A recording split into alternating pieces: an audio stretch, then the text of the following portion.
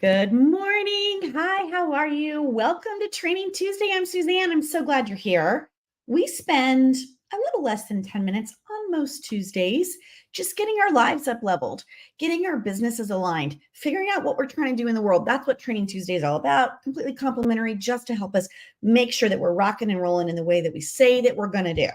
So, I'm here in the Dallas Fort Worth Metroplex where it is feels like winter in a weird way. It's never this cold this time of year. Where are you?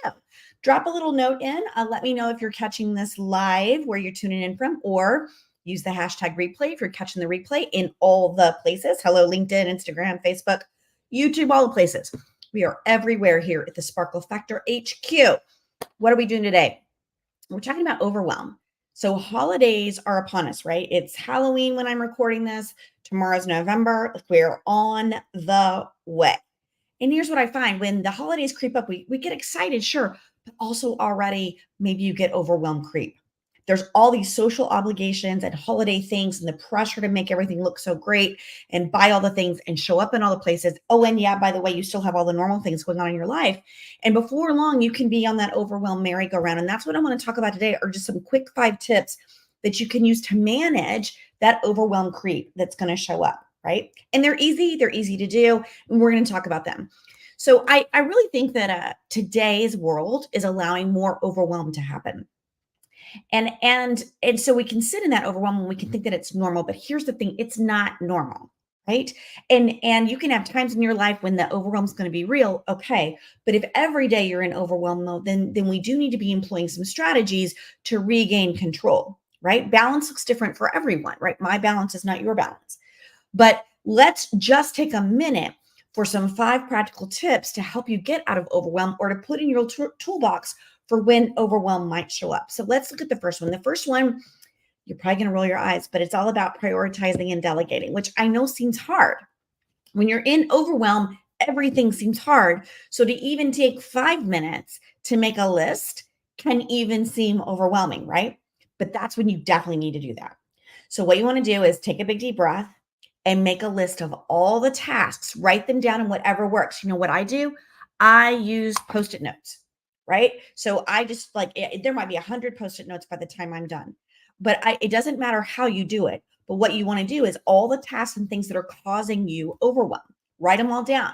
Then, because I use post-it notes, I can prioritize them in a way that makes sense. So for me, usually it's importance or maybe by deadline, right? And then what I do is I'm like, okay, now that I see the path, now I can identify, is there someone who can help me? For example, can I just order my groceries and go pick them up? Can I just use a pre-planned meal service? Just talking about, sometimes just getting the meal thing done is really overwhelming, right? How can I delegate? How can I automate? And a really important question is, how can I make this easier? Right? So by focusing on what matters most, and if you can share the load, that right there will help you begin to regain control. So that's tip number 1. Let's take a look at tip number 2. Tip number 2 is all about breaking it down. Breaking it down. What does that mean? Well, obviously, overwhelmingness means the tasks are also overwhelming, which short circuits your brain. And when you're in that mode, overwhelming tasks can be conquered when you break them into smaller micro steps. Now, when you're in that space, it's really hard to see those micro steps. So, what you want to do is say, okay, so if I need to go order groceries, for example, let's use our same thing. How can I create a specific goal to order groceries? Well, it's not just order groceries. You've got to have a list of what groceries to order. You've got to know what you're making so that you know the ingredients that you need. You need to check your pantry for what you already have. See? So it's not order groceries. It is, okay, that's the ultimate goal is I need to get a way to order groceries so I can pick them up. You want to create a specific achievable micro step so that you can celebrate your progress. And then when you break it down, it feels much easier to do that. And your brain likes that. Your brain wants that ease because then your brain feels accomplishment. And I know it's just groceries, right? But that sense of accomplishment, your brain relaxes, your body relaxes, and then you are more creative for the other things that are in front of you. So that was tip number 2. Let's talk about tip number 3. This is all about time management, right? Because we need to manage our time more effectively. It's absolutely crucial.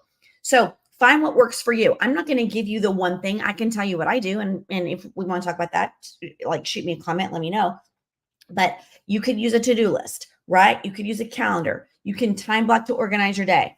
I routinely use this. I use reminders on my smartphone, like remind me to XYZ. There's a lot of new apps that are out there that you put your things by due dates, what's in there, and then it will actually order things based on what makes you most effective. Or if you're running errands, it'll plan the route for you so that you can be most effective. And what you want to do is you want to allocate all of those things by time and then make sure that they're transferred somewhere in your schedule. When you're doing that, it will allow you to not necessarily multitask, which is a terrible way to be in the world. And multitasking really does put you in overwhelm. And so we want to be sure that we're doing things in a structure that works for us, that makes us efficient. And we can go from thing to thing without feeling like, oh, I have to sit at this red light and answer a text and I'm listening to a podcast while I'm thinking about making dinner. That doesn't work for anybody. And it also makes you unsafe. Don't do that, right? Transition tip number 4, to get out of overwhelm, we want to take some breaks, right? So if you're trying to transition from the overwhelm merry-go-round, one thing that you need to do is take breaks, which is so antithetical to what you're feeling, right? You're feeling like you can't, you have to be on, you don't have enough time, but taking regular breaks gives your mind and your body a way to just stop and breathe and process all this massive amount of action and reaction and information that's coming at you. So you could do this by taking a deep breathing exercise. You could do a short meditation, take 5 minutes to read something. I really like even getting oxygen to the brain. So take a short walk, right? Listening to relaxing music. One way I do too is I have my own little office dance party. I put on one song, 3 minutes, I boogie, boogie, boogie, and then I sit back down and get with it.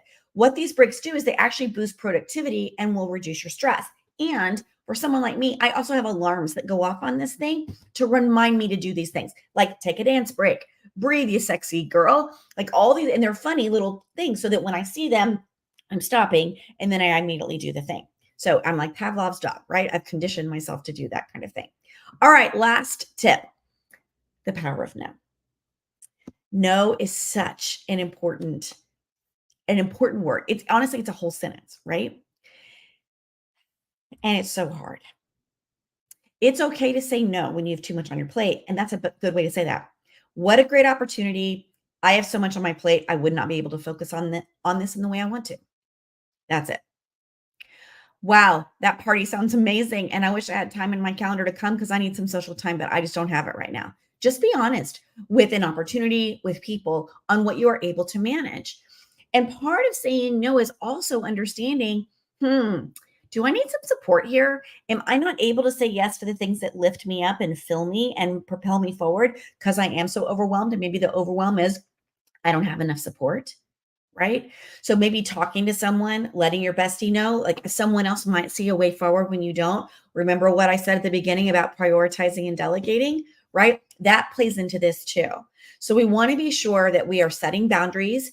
We are allowing ourselves to get help when we need it. We definitely are about the no's in our world. And I promise you, if you can take even one of these tips, much less all 5, you can overcome that overwhelm with this kind of strategy. None of these cost money. All of these are easy to implement, but implement is the key, right? You have to take action. So when you prioritize and you break tasks down in smaller steps and you manage your time effectively and you start taking some breaks and you seek some support and set some boundaries, control will follow. You're going to feel more balanced and you will feel like you're showing up in better space. I'm so glad that you were here with me today. Thank you for being a part of Training Tuesday.